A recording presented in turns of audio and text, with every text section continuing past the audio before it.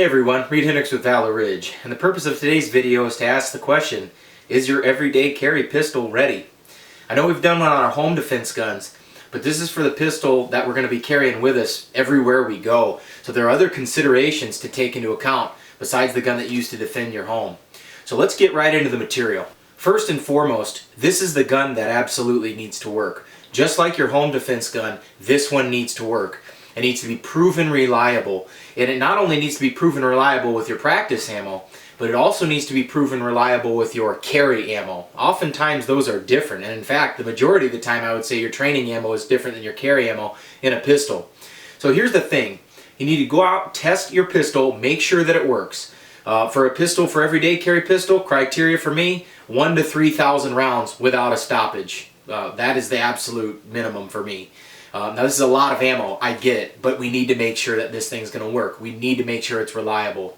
We also need to make sure that our carry ammo works in it as well. In a previous video I talked about that I won't carry ammo out of my gun, a certain brand or type, unless I know for sure it works. For me, that's 300 rounds of that ammo without a stoppage.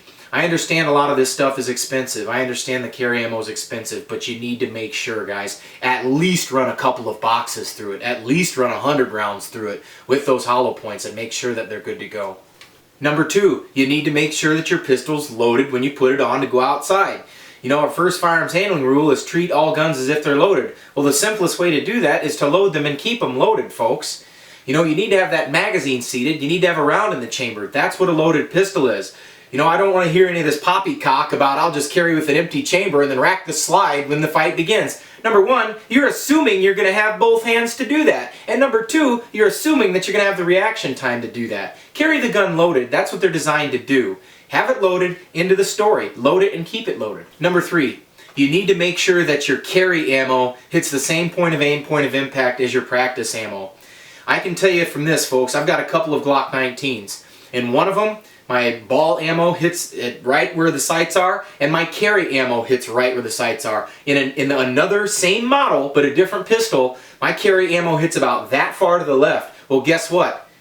I have to change the brand for that because I want to know exactly where my rounds are hitting. You need to go out and shoot this and verify it, and that's one of the reasons for shooting carry ammo often, so that you can know exactly where it's going to hit. You know, there's not this offset aiming with pistols. Wherever your sights are, that's where the round needs to go. So shop around, try some different brands before you commit to a big purchase, and understand that your training ammo needs to hit exactly the same point of aim, point of impact as your carry ammo, and that comes with experience. Number four, and this is very important, folks, you need to make sure that your pistol is clean and lubricated.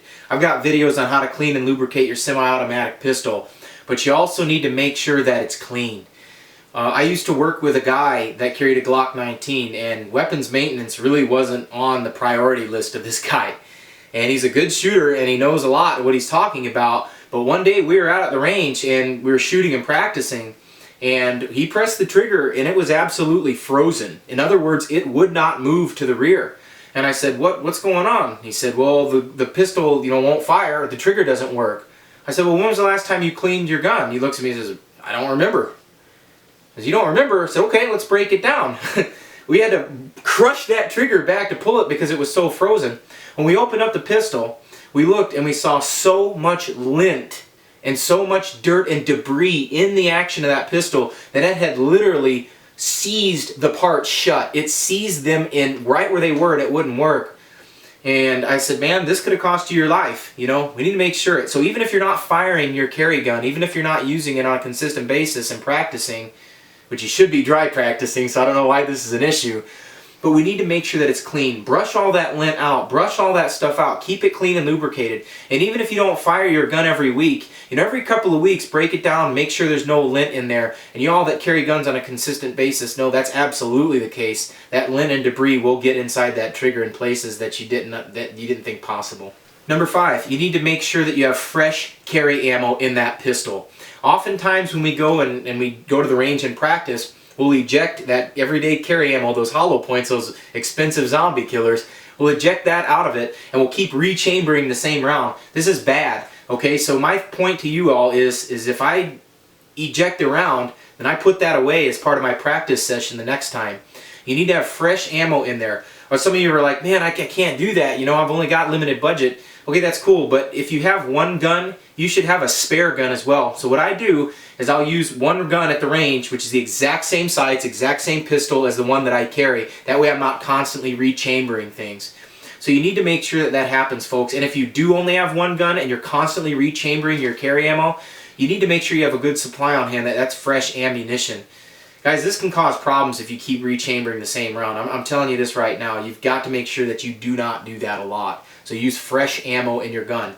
Additionally, you should be rotating your carry ammo every 3 to 6 months, depending on where you live. You know, you live in Florida or Alabama or Texas or Mississippi, or even in the north where you go from hot, cold, hot, cold, hot, cold, and you get your sweat on your body, the moisture that gets in that ammunition, that can cause a problem, okay? So at a minimum, change your carry ammo out every 6 months. More if you live in those subtropical environments. I live in Tennessee, so I change mine out, you know, every 3 to 6 months for sure. The sixth and last thing you need to make sure your everyday carry pistol is ready for action is that it needs to be accessible in a good holster. There are bazillions of holsters out there. Some of them suck, some of them are average, and some of them are pretty good. We need to make sure that our pistol, we can immediately grip it and rip it and present it to the target.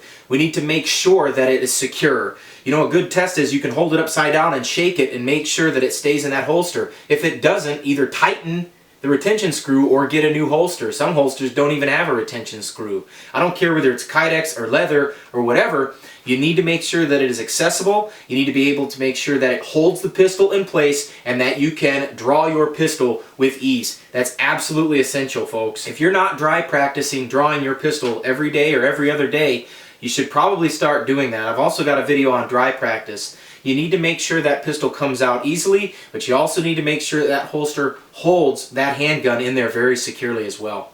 If you found the information in this video helpful, subscribe to the channel, like me on Facebook. That link is down below. And if you want to learn how to draw and use that everyday carry pistol, come on out to Valor Ridge and we'll teach you how to do just that. This is Reid Henrichs of Valor Ridge reminding you, the lessons that we learn are written on the tombstones of others. We'll see you on the ridge.